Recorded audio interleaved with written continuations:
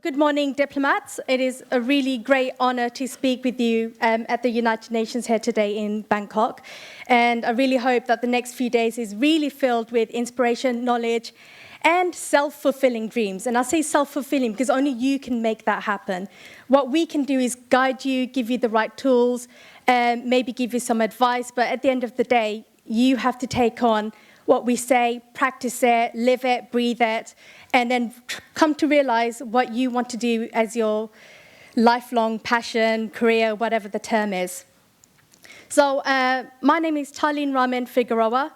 I am the founding CEO of Grassroot Diplomat, a non-profit diplomatic consultancy where diplomacy starts with you. And we make a really big emphasis that diplomacy starts with you, and you're going to understand why in the next 30 to 60 minutes. So at Grassroot Diplomat, we believe that everyone, even babies, play a role in diplomacy, and in some shape or form. And I'm really excited to show you exactly how and what you can do about it.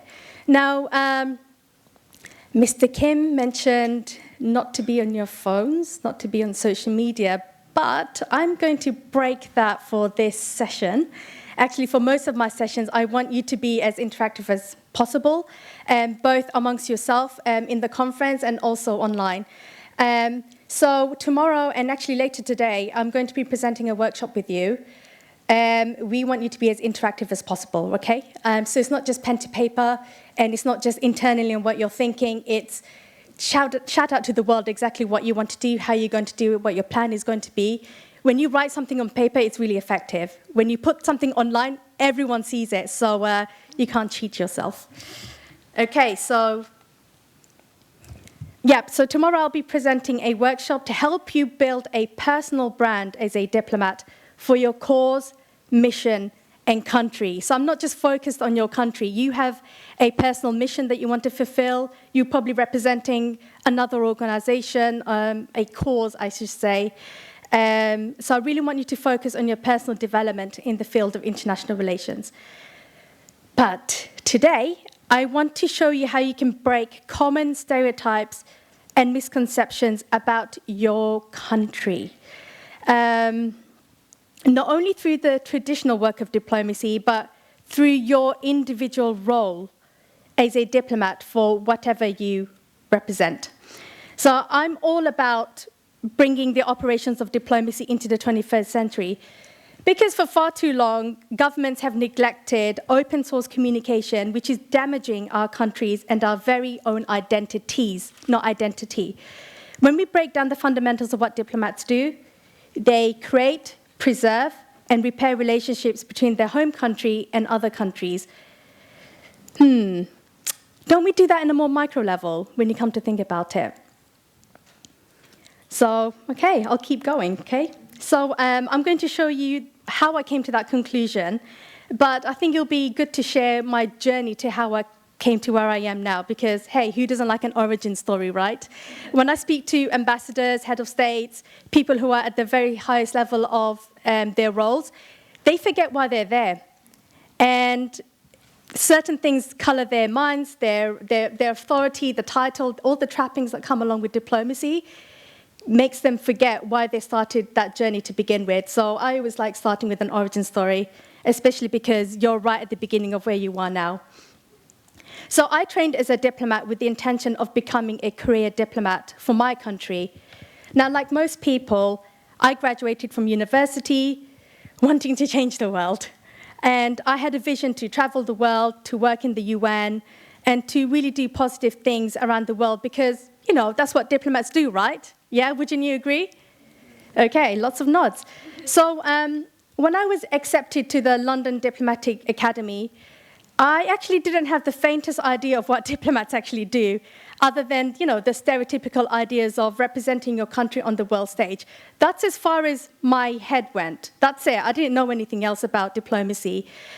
So when I completed some core training in the European Union Commission and in the United Nations in New York, I felt really confused about my journey. And all of a sudden, I thought, right, a career diplomat position is not the right fit for me because diplomacy was actually not what I expected. So here are 3 things I learned while I was a diplomat in training. So number 1, the national interest always comes first ahead of international interest. Now, what this means is that diplomats are required to stick to a script sent down by their ministries, no matter what the circumstances or the outcome of a negotiation. So even if you know that, for example, lowering your emissions in your country is the right thing to do for the world, because climate change affects us all, if it hurts your economy, lowering emissions isn't going to benefit your national interest, your bottom line. So you had to fight against that proposal to satisfy your country's national interest, not the international interest, which is what the United Nations stands for. I experienced this firsthand when I took part in my first negotiations at the United Nations Climate Change Conference in Copenhagen. And honestly, guys, it was 10 days of pure anger for me. I was so angry the entire 10 days. And after that, I felt as though I had to do things a little bit more differently. I'm going to burst all your bubbles today. Number 2, you represent your government's policies, not the people. So unlike a politician who represents a geographical body of constituents, diplomats don't work in the same way, even though on paper they're theoretically meant to represent a country. In reality, a diplomat represents the government's policies at a mission abroad, rather than a body of people who are affected by cross-border challenges like airborne diseases, terrorism, trafficking, and so on. So this means that you will have to promote your government's policies on various issues to a foreign audience, even if you don't believe in them. Last one, number 3. Governments, you probably agree with this, but governments are falling behind on technology big time. So back in the old days before the internet, which doesn't exist in our generation, diplomats were the key interlocutors between countries. Governments found out information through their diplomats, but nowadays, embassies are playing catch-up with instant news and are actually having a lot of challenges to do damage control on what people say about their countries. Many embassies are under-resourced, and diplomats who are typically very generalists in the area, they're not specialists, they lack key training and knowledge to conduct basic public relations at grassroots level. So broken a few dreams, bubbles, I hope. I mean, I don't mean to break your dreams, but I want to make you better and understand the realities of diplomacy. And I quickly learned that if my country had little interest in another country, my job is to avoid them and to pay them little attention, even if I felt personally different. My personal feelings wouldn't matter so long as I represented the voice of my country, but the voice of my country was really the voice of my government, whoever was in power at the time. But as a diplomat, technically you're representing your country 24/7. You're the official representative picked up by your foreign secretary or your head of state, so you are professionally responsible for telling the rest of the world what your country is all about.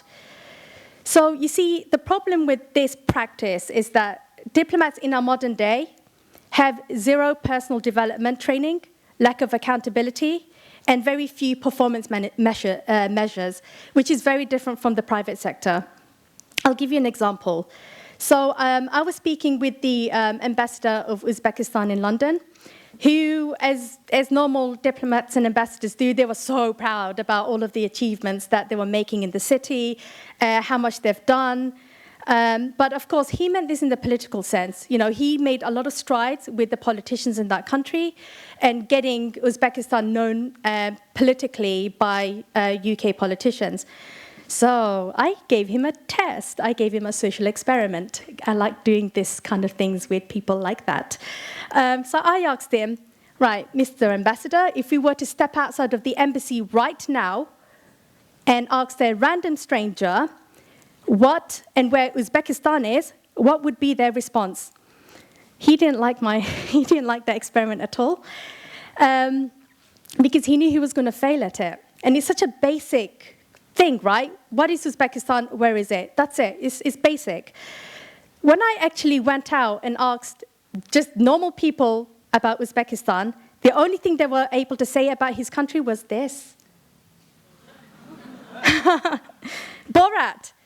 Borat has become the unofficial diplomat of Uzbekistan, much to the embarrassment and the shame of the government officials who officially represented their country.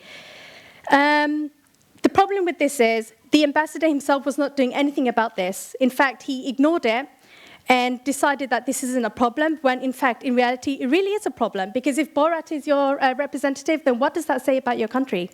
What does that say about your people? And what does that say about people's perception of just, what people think about you? And really, we believe that diplomats' role should be to help break some of these stereotypes and misconceptions, which is not happening on the ground.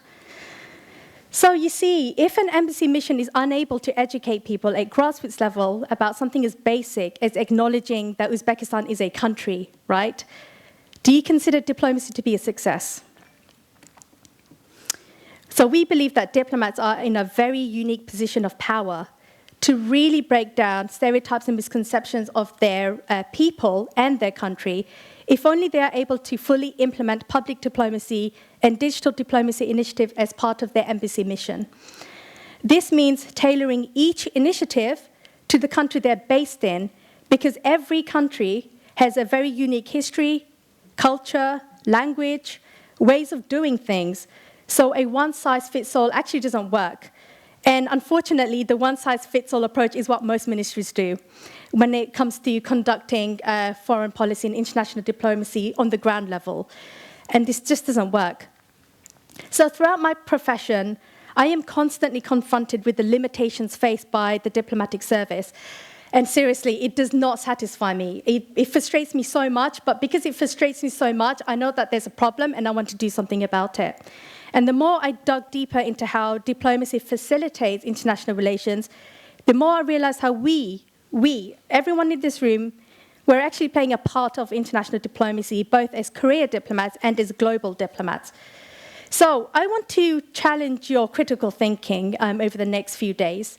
So right now, I want you to picture how you engage in diplomacy in your day-to-day life, as I give you a few examples. Okay, so public diplomacy and digital diplomacy, two very big buzzwords you're going to hear over and over again. I'm going to give you a very light touch on this because we have some very esteemed speakers who will be talking about this in depth. But I want to give you a flavor of what diplomacy means to you individually as a person. First, digital diplomacy. It's exactly what you think it is. It's putting governments online, from publication reports to announcements and press calls. It's very boring stuff. And these are official news that comes directly from governments instead of civil society or the media.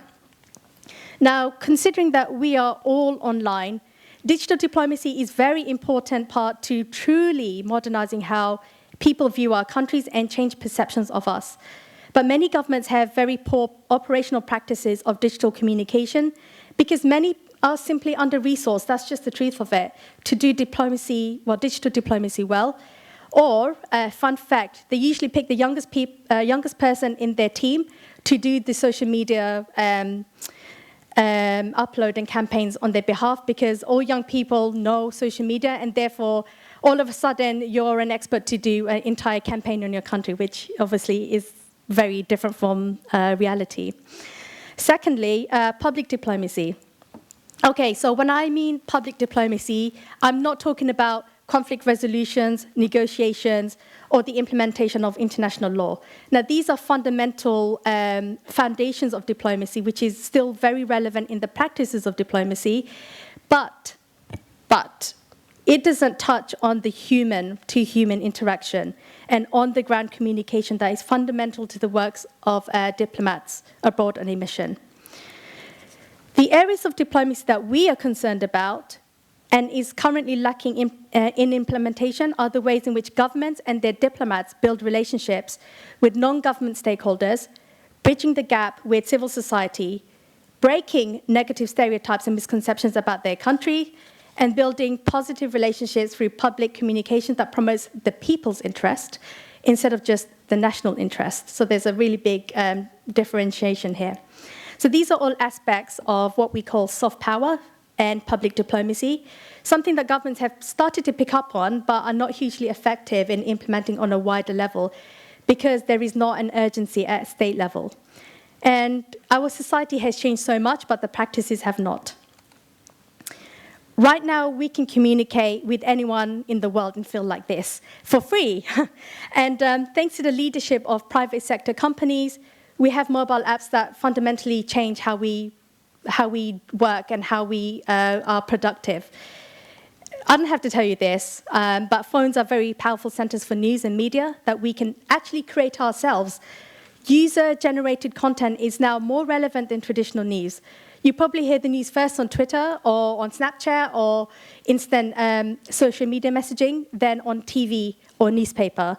And these are innovations that are led by the private sector.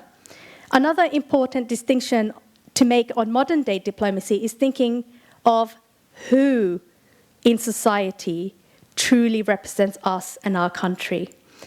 Now, let me ask you this. So I want you to shout out the answers, okay? I know there's like over 100 of you, so we're going to make a lot of noise, and let's try to disrupt some of the meetings next door, okay, where diplomacy is happening. Okay, so my question is, when you go abroad, what is the first question that you get asked by someone living locally? Where are you from? Exactly. It's, where are you from? I didn't even have to go to my next slide for that one. Now, it is such a basic interaction, but you may be the first person that they meet from your country, and that could go on to shaping their entire perception about you and your national identity. The things you say, the way you act, the way you behave, the way you represent yourself, all of these communications leaves an imprint of how others view your country. And that's incredibly powerful, you know, that's huge.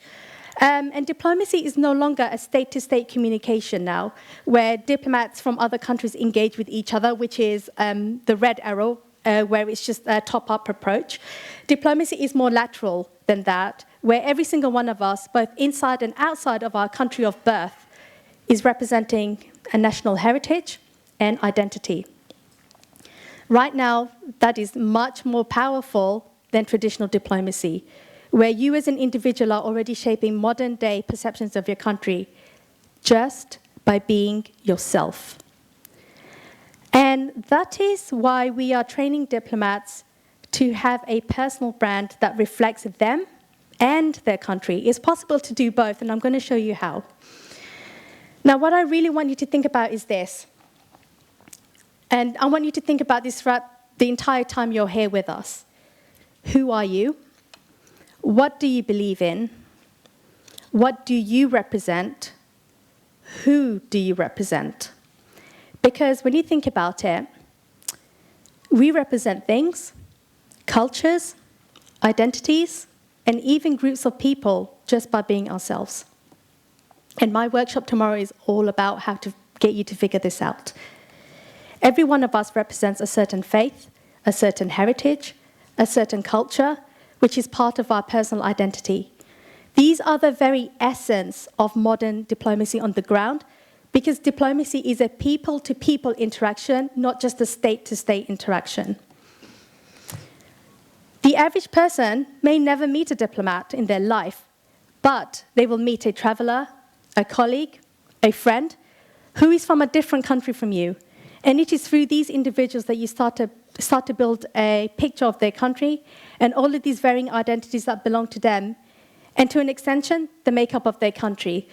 So when Mr. Kim said that he wants you to make at least a minimum of 5 friends, I'll ask you to go a step further. Make friends with 5 people from very different countries, okay?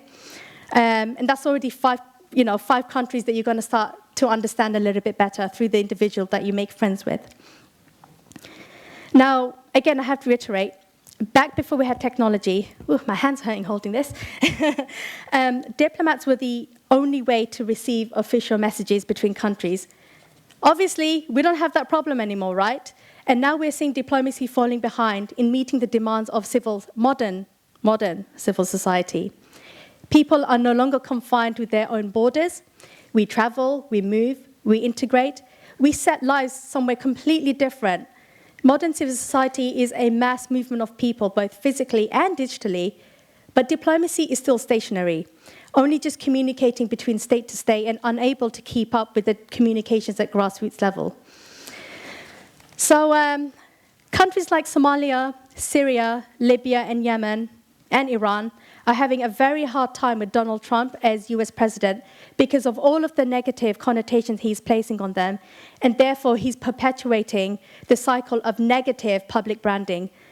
These countries have lost their national narrative and identity on the world stage and are now somewhat powerless to shape and change their public perception against Trump, who has a week's worth of information. And that's powerful, even if it's not true. And this is a part of where diplomacy is failing modern society, because this type of representation isn't representation at all. Or is it? So when you speak to a Syrian refugee, I don't know, has anyone spoken to a Syrian refugee before? We have 2 hands at the back. Can you guys stand up? Please. I'll be nice.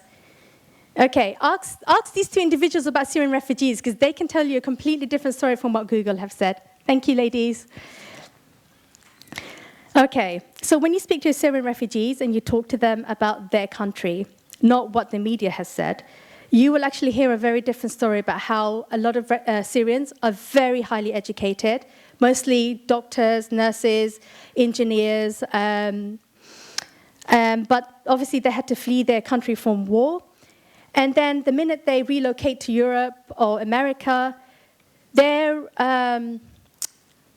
identity is completely downgraded to the point where even when they do get a visa to work, they can't get jobs as doctors or engineers or whatever they're qualified for, because for the eyes of society, they're not worth that. They're not worth that in that society. And they had to take laboring jobs. They had to take, jobs as cleaners or jobs as factory workers just to make ends meet. And that's a really big problem when it comes to perception. When perception is everything, the people are affected the most, not the government.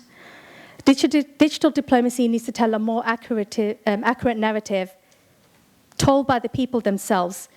But right now, the story is run by other people's perception of them, which may not always be positive. So in an ideal world, diplomats and embassies would be the first point of contact for information about their country, right? You would have figured. You should go to an embassy for travel and security information. You should go to an embassy for business, investment, and trade information. You should go to an embassy to get information about that particular country, whether for business or for pleasure, because an embassy is supposed to be the official representative above all other authorities, whether public or private. Again, in reality, it doesn't work like that. But we are working really hard to change that so that embassies and diplomacy itself isn't made redundant by technology, but are actually empowered through their people themselves. So this is where I start giving you my marketing spiel. So one of our objectives at Grassroot Diplomat is to build trust and strengthen relationship between governments and civil society. Trust and credibility is incredibly important in building and developing relationships.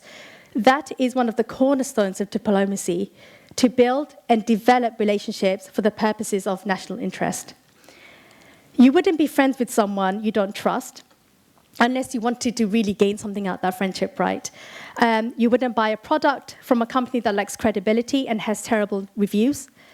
You wouldn't trust a company unless they were online and looked presentable.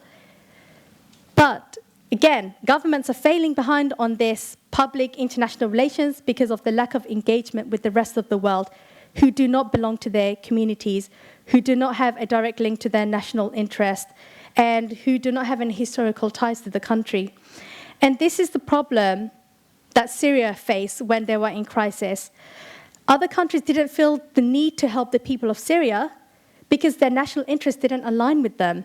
So if a country doesn't have investments, trade, or some sort of historical connection to that particular country, then it doesn't fall under the country's national interest to intervene. And you're going to probably learn a lot more about that in this conference.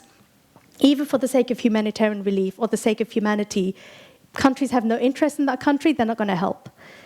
And there is a threshold, even if you wanted to help in humanitarian aid, on how much money a country can offer. And this is not a long-term solution, and it's not sustainable.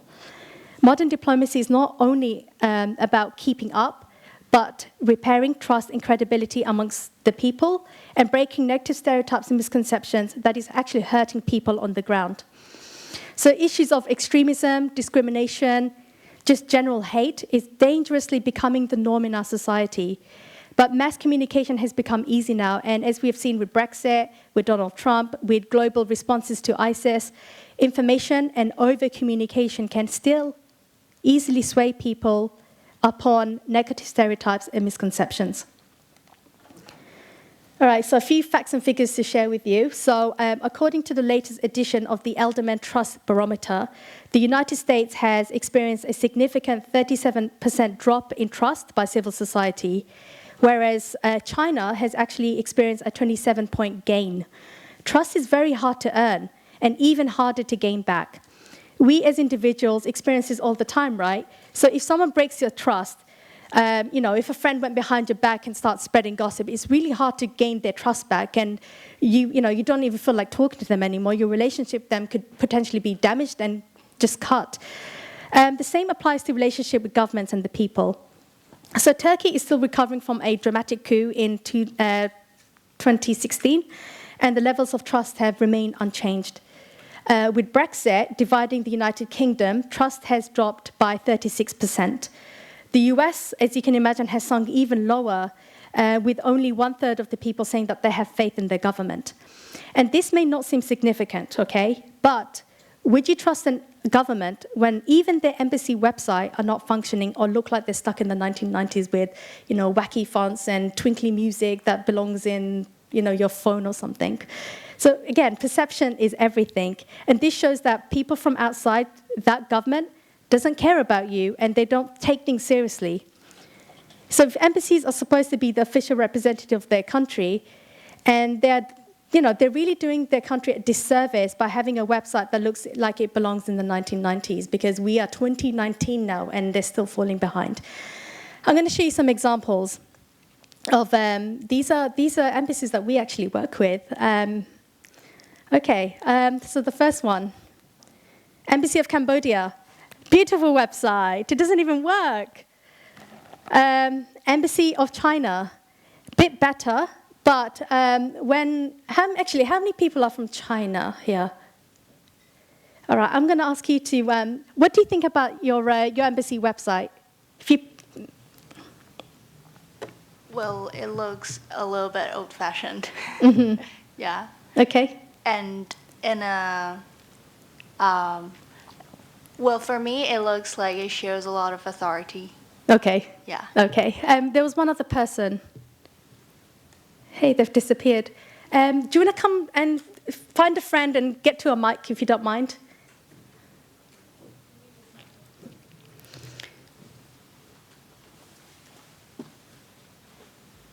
Thank you. Well, I think the way the Chinese government want to show on their website is to show the seriousness of the government and the authority of the government, instead of being fashion or very, I don't know how to express that, but it's not like they're aiming to be very updated. Okay, let me ask a different question. Does this website represent you as a Chinese? No, not really. Okay, that's all. Yeah. Thank you. All right, I've got another one. Embassy of Honduras. Your connection is not private. Your information may be stolen. All right. All right, Embassy of Nigeria. This surprisingly, this is their latest website. This was upgraded just a year ago. Anyone from Nigeria here? Oh, that's a shame. We got one? Where? Yes, okay, all right. Same question to you. What do you think about this? And how do you feel as a Nigerian looking at this? Well, quite similar to what she said. It looks quite outdated, even though it's quite new. But there's too much seriousness. It should be a little bit better to navigate. And it's not. Okay, thank you. Right, so you've heard it from the people themselves, guys. So you wouldn't trust a company when they have a poor website, right? You will never buy a product when the website looks as cluttered and as mismanaged and as authoritative, as this. There's no trust. It lacks that warmth. It lacks complete personality, right? Now, if you don't accept this from businesses, why are we accepting this from our governments, who are supposed to represent us on the international stage? We base our decisions on what we see, right, and how we react to things. It's human nature for us to do that. So when there's lack of attention to things like this, it can really harm our countries and international relations, which now leads me to my next point. So in the field of just international relations in general, even in universities, we're not really taught intercommunication skills as part of our professional development. Personal branding doesn't even exist in international relations. We're not taught about diplomacy on a personal level because at the end of the day, no matter what career you end up choosing for yourself and pursuing, modern diplomacy is about our interaction with the world and each other, not through state-to-state interactions, which I've already reiterated. So as an expat, as a traveler, as a global diplomat, this is just a very small example of examples of what an expat is. There's 10 examples. I could only fit in 5 in this slideshow. But you have the ability to change people's mind about your country and your people on a much more fundamental level than officials because of the nature of your authenticity. And that is what real leadership is about. And if you ask any good ambassadors about the real role of diplomacy, they'll tell you the same thing. When you think about head of states that you felt really admirable, you probably say the same individual. I don't know how to do that. I want to do another experiment. Okay, I'm going to pick, actually, can 3 people volunteer themselves just by standing up? Okay, 1. All right, okay. All right, no, that's fine. You can stand up. We'll have 1 gentleman. Oh, there you are. Thank you. Okay, I want you to think of... No, stand up. There, you're fine. 4's good. Is even number. Okay, I want you to think of a head of state who inspires you, okay? Just the name, head of state. Or a global leader. Current one or? Anyone. They could be alive, dead, I don't mind. All right, he's still thinking. Yeah, I'm still thinking. Angela Merkel. Angela Merkel, okay, thank you. Well, just someone I look up to is Michelle Obama. Michelle Obama, okay, thank you. Sorry? Yes, okay, thank you. Well, let's say Donald Trump. He inspires you? Okay, personal preference, that's fine. Okay, thank you. Thank you so much. You can sit down now. These are all names we've heard, right? We all know about them. We've all seen them. We don't know them personally, but they still inspire us because of the kind of character and personality and the way they carry themselves. It just exudes us. That's personal branding 101, That's exactly what personal branding is. So what was my point? Authenticity, okay? Now, you may have mentioned Donald Trump. No matter what your opinion of Donald Trump is, he's actually being authentic to his character, okay? Because he's repeating the same things over and over again. Repetition is his thing. He will tell you something until you believe it. And actually, that works very quickly on people. When something's told over and over again, you start to believe the lie. So that strategy is working very well in his favor, especially with some of the examples that I showed you earlier about Syria, Iraq, and these so-called countries that attacked his country. So in our world today, many of us don't just belong to one country, right? You can be a third-generation immigrant, migrant that have integrated into your birth country. You may have 2 or 3 native languages, born in London, work in Brussels, have friends in Japan, have a spouse from Brazil, have parents native to the West Indies, and have clients in Middle East. That's nearly me. Some of the countries are not true. But unfortunately, traditional diplomacy actually doesn't operate like that. And it doesn't take into account our personal identities and the identities of people from our country. And this is the reality of our world today. So again, I need to reiterate, you as an individual, you're already shaping people's perception of your country, your various national and cultural identities just by being yourself. This is the reality of our world today. We have very mixed identities. And again, as a diplomat, you're not representing any of that, and we're about to change that. So to help you create positive images, so this is a quick example of what America, prior to Donald Trump, has been doing. Now, America has one of the strongest public diplomacy programs in the world. So one of the things that they've done is they've been sending musicians, rappers, artists to various parts of the world to break negative stereotypes about Americans, and it's actually working. There's a really good case study of Beyonce and Jay-Z going to parts of Africa and actually trying to dispel negative stereotypes about African Americans abroad. So yeah, they spent a lot of money on it. I don't know if that money is there or not at the moment. But the reason why this is working is because ordinary people, even though Beyonce and Jay-Z are not exactly ordinary people, but outside of America, you know, you could go to a remote village, they may not know who they are. But they're more trusted than officials because they don't have a secret agenda other than to just be themselves and win new friendships, just like how you all are here to, you know, you're here to make friendships. We create and shape the world based on our experiences, not just through what other people tell us, and this is how you can change the world and become a modern-day diplomat. Your ability to speak, your ability to break negative stereotypes to a room full of people who originally hated your country based on history and hearsay is far more powerful than anything the media can say. And it is your responsibility to help shape people's perception about where you are from if you are interested in the world of international relations. So this is the underlying work of what my organization, Grassroot Diplomat, does. We look at how diplomats operate, how they engage with their host country, and how diplomats can better represent the beating heart of their country instead of just government policies. And this all starts off in an individual level. So we believe that diplomacy starts with you as an individual, as a student, as a national of your country, traveler, foreigner, you know, a person with various personal identities, cultures, and values. We have to really put a big emphasis on values here that make you who you are. So I'm going to wrap up. And I want to wrap up by giving you some practical toolkits to help you become a diplomat. So we work on 3 really big stakeholders in the field of international relations. And even though we've picked 3, the stakeholders are still big. So the first one is global diplomats. Second is embassies. And the third one is intergovernmental organizations like the United Nations.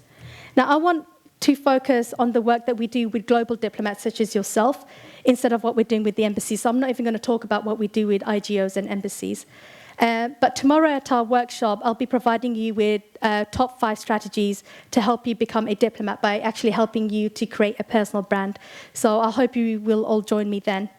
So it's very important for us in Grassroot Diplomat to first shed the realities and then support diplomats and embassies around the world with their ultimate missions and foreign objectives. As part of our public diplomacy program, we provide diplomats with one-to-one coaching to help diplomats find their fit in the world. Our diplomatic career coaching is actually one of the most basic offerings we provide to aspiring and active diplomats. We provide tailored and highly personalized coaching to help you build a progressive yet meaningful career in diplomacy and international relations that suits your skills, your personality, your interests, and your ambitions. We do this because we know many common pitfalls that diplomats fall into, because usually 10 years later, they quit their service and then they're stuck with what they want to do. We want to make sure that you're not in that situation. So we provide a 1-hour speed coaching to help you get clarity and options in the field that makes you happy, that gives you purpose, and really a sense of renewed focus. And what this means is that, unlike any other coaching, we actually do an intense assessment of your current career goals and ambitions to provide you with basic tools to get you started in this very diverse field. And we also provide industry-specific advice. So if you come to us and saying, I'm interested in engineering, I can't help you. We focus specifically on international relations. And this is something that you can't get at universities. If you need a deeper insight into your life after university or need a career change, perhaps a 2-session career launch counseling is a better fit for you. So this is designed for those who are about to complete their degree or have already moved into the real world without much of a plan. So the idea of working in diplomacy, if it really excites you, but you feel as though something is missing, something doesn't quite feel right, or you're constantly looking for external advice and it doesn't fulfill you, this is the right one for you. So in the Career Launch Counselling, we actually provide you with practical tools to develop an action plan that will put your life and your career into perspective. And we use the word counselling very specifically because, again, it's very industry-specific and not generic, and it's completely tailored to you. And we know you've got amazing potential. We just want to help you unleash that so that when you're focusing on your strengths, you're focusing on your niche talents, not your generic talents, and most of all, your personal brand. So we have one more coaching service to offer. We simply call it a Career Diplomat Coaching, which is designed for ambitious individuals who are looking for balance, happiness, and adjustment in their life, which is currently not being fulfilled. So, we prioritize happiness, life balance, work-life balance very strongly here because, again, diplomats are on 24/7. We want to help you create a very authentic version of yourself by helping you understand yourself, how to reach life goals, overcome obstacles, and develop a personal strategy that takes into consideration all aspects of life, not just your career. All right. So there's a few more things. So something that really excites me, actually, is really helping diplomats create personal brands. And I'm a very big proponent and believer in diplomats being walking examples of their country and mission. You should walk the walk and talk the talk, not just talk the talk and that's it. And that takes a lot of skill to do. So whether you're a diplomat on a voluntary basis, official or honorary capacity, you have the power to change, right? I think I've made that point clear. And this is why we offer personal branding consultations designed specifically for diplomats of all shapes and sizes, because we want you to be exemplary ambassadors for whatever your mission is. When you're a diplomat, you're entrusted with a really important message to influence and change the mind of others, and we want to make sure that you do it correctly. You see, especially at the UN, they appoint a lot of honorary ambassadors for their cause. A lot of them are not actually trained to do it. So I don't know if you're familiar with Ginger Spice of the Spice Girls. So she was sent abroad to do a mission for a humanitarian cause, and she completely bunked it because she had no idea what she was doing, and she didn't really understand international relations and what she was there for. She got so scared that she left. And this has hurt her personal brand and her career now. And these are things that we want to try to avoid. And you don't have to be a celebrity to do this job. So personal branding is an assessment of your character and your integrity inside and out. This means assessing your clothes, your attitude and your skills, as well as your beliefs and understanding of the world, with an aim to build a personal brand that fits your life, mission, and purpose. And we go all the way. It's a very fun engagement, and what I'm going to share with you tomorrow is only like a tiny little slice of the pie, so at least it's something to look forward to.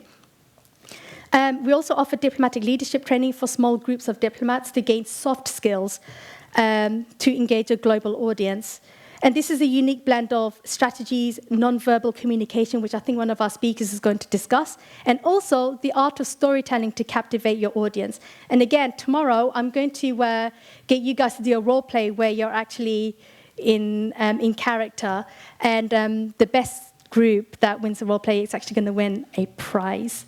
All right, so I'm really going to test your personal brand and capacity to really showcase yourself as a diplomat.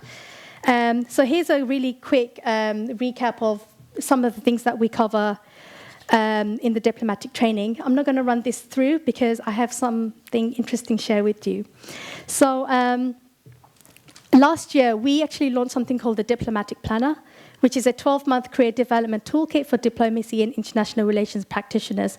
This is a self-development career planner designed for citizens diplomats to make an informed decision about their option in the field of diplomacy. Now, this book covers things like putting values into action, understanding your motivation in the field, a skills audit, so you know which areas you need to improve, the art of leadership, how to manage stakeholders, how to create a digital brand for yourself, and making everything fit in a highly competitive field. So from the beginning to the advanced stages of your career, the Diplomatic Planner offers a practical template for evolving the most empathetic version of yourself in a very complex and multifaceted environment. Now, this isn't a book that you read back to front. This is something that you engage with on a weekly basis. So there's a lot of exercises. It's pen to paper. You have to do the work. And it also includes a monthly calendar, a weekly scheduling, just like a normal diary. But it also has monthly and quarterly evaluations, because at the end of the day, you're accountable to the progress that you make, not us. There's also space for mind maps, because sometimes you think about so much in one time. Sometimes it's just useful to have an empty piece of paper and write down everything that's going on, and then you can organize practically on what's happening inside your head. So yeah, this is available on the Grassroot Diplomat website and also on Amazon. So please, highly recommend that you take a look at this. Okay, one last thing about the organization. So we have something called the Grassroot Diplomat Online Academy. And this is an online platform that provides you with practical tools, strategies, and self-development toolkits for your brand, work, or mission. Now, we have over 40-plus worksheets, 50-plus tutorials, podcasts, case studies, practical exercises that you can have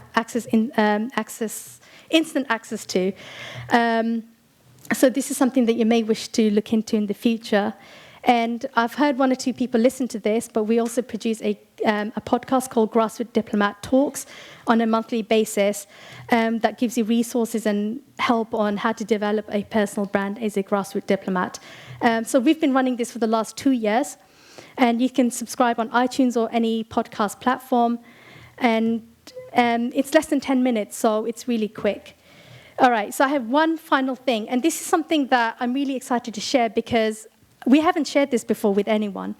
So from September this year, we will be launching a YouTube channel called How to Become a Diplomat for the first time. And every Friday, we will be uploading new videos. Now, obviously, this is completely free, and it provides you with very juicy intel on the working inside of the world of international relations, from topics like backstabbing for beginners, I don't respect the ambassador, how dare you, Mr. Your Excellency. It's gossip. But it provides you with tips on very taboo subjects that diplomats think about, but they don't openly talk about, and the kind of things you want to see. So something like this. This is completely out of my comfort zone. And earlier, Mr. Kim was talking about how you need to do something that, well, you have to put plan into action. Definitely do things that scare you. Doing a video and watching myself back is terrifying. And now 100+ people have seen it, so okay.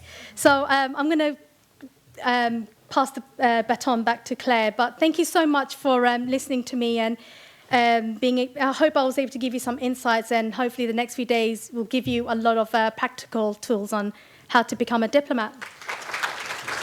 What the career is like, in that, how difficult is it to break into? Are the people in this room going to have a chance at being a career diplomat or working in diplomacy, or is it really something that we should have fallbacks for? Okay, so to become a career diplomat, you have to sit a civil servant exam in your foreign ministry. And it's pretty similar to any other organizations. You have to take a test, there's psychometric tests and everything. I think the fundamental thing that people forget is diplomats are civil servants, so you will be a civil servant of your country, and you can then start putting in bids onto different posts that you want to work in. So if you really want to work in Azerbaijan, then you put in an application, and then obviously you interview, and then it's basically like any other job in the world. So I do encourage people to become career diplomats, but what we train individuals is making sure that you have the right motivations, you have the right values, and you're doing it for the right reasons. So are you really doing it for power or prestige, or do you genuinely care about your people and want to make a difference abroad? So do you actually care about how your people are suffering in your country, or how your country is being perceived by the media? If you know what your values are and what your personal values are, it will actually really shine in the work that you do. So think about why you want to become a diplomat, and then you can go from there, and then decide what options are the best career options for you. Do you personally believe that the world is moving to a place of international cooperation away from national values, like national interests? How do I be diplomatic about this? I mean, look at the kind of world leaders that are being elected right now. And I'm going to ask you to come to your own conclusion to that. Because the world is so mixed, I think the status quo, again, has been shifted and broken, where, actually, let me tell you a story. So every year, we do something called the Grassroot Diplomat Initiative Awards, and we give awards to diplomats and politicians who are putting the people's interest at the highest level. So we had one particular ambassador from Europe who was nominated, did not win, and he didn't even win an honoree. I actually got invited back to his embassy and got chewed out because he was saying, why didn't I win the award? I do so much for my people, I do so much for my country. Everyone in the community knows me. So he puts a lot of face time to members of his community. What he didn't know and what I didn't tell him is, A, he was being very racist when he was talking about other people who are in his country. So because they weren't originally from his country and they don't have that same bloodline, he didn't consider them to be their nationals, a part of that country. That's mistake number one. The second thing is, he said was, I deserve this. So he's actually looking for a title, right? He's looking for recognition for his work, but the recognition is intrinsic, not extrinsic. So he wanted that sort of, that award to basically say, see, I am doing a good thing, and he can basically show off to his head of state, which is, again, is not how diplomats should be, because as a civil servant, you should try to be humble, right? With the work that you're doing. You're working and representing the people, not yourself. And those are the two things that came very clearly for him. And we saw this when we were talking to him and decided, well, you're not the diplomat that we want to use as an example, as a good role model. Okay. To their host country and stays at the embassy there. How interactive are they actually with the local population, and is that important for that diplomat? Okay, so every embassy has like a cultural attaché, and they are responsible for getting activities and community engagement with whoever the stakeholders are. Now, it's up to the ambassador to decide how important that is, and whether they should be the one going into the community and stakeholder at large, or whether it should be somebody else. So it's a mixed answer. It depends on the country as well, and it also depends on whoever's in charge of that mission. If they feel as though it's really important for them to engage, then they will engage and have a million events. So a really good example was the previous ambassador of Mexico in London had a Mexican cultural exposition. Now, they had like over 120 Mexican events happening across the UK because they felt it was so important to, A, break the stereotype of what Mexicans are really like in a foreign country and abroad, inside the country, and also really engage and get people to understand their culture, their history, their heritage, their food. But the embassies were taking initiative to do that, right? And that was a really big success. So it really depends on, what what you think is the most important priority for your mission. As a diplomat, how can you reconcile your desire to positively represent your country with perhaps the personal knowledge you actually have of your country's shortcomings? Mm-hmm. Okay. I think the first thing is awareness. So I think a lot of diplomats that I meet, they think that everyone knows about their country, when in fact that's far from the truth. So like the example I gave about Uzbekistan, he really thought that everyone knew everything about Uzbekistan, whereas in the UK, people really didn't know anything. So it's a basic understanding and awareness of, I'm going to start from scratch and I'm going to talk to you about my country like you don't know anything until you tell me otherwise. Because, again, you don't want to be presumptuous and assume that they don't know anything. And then, build that sort of narrative going forward. Also, you need to be aware of actually what is the stereotype of your country. If you are not aware of the stereotypes and you yourself is making that mistake, you're then enhancing and perpetuating that stereotype, especially if it's a negative one. So being aware of those issues at the beginning, before you even interact and make a relationship with that individual or country, is quite important. So self-awareness is key. And self-awareness is one of the things that we really try to teach in the work that we do. trainer, how do you reconcile this idea of the levels and where and how should those who want to rise find themselves should they not have training or that opportunity to go up the ranks? So that's my first point. And the second is related to language. You mentioned that ambassador who would use racist terminologies. And I wanted to raise this in terms of a couple of words that were used in your first presentation, the word expat and immigrant and refugees.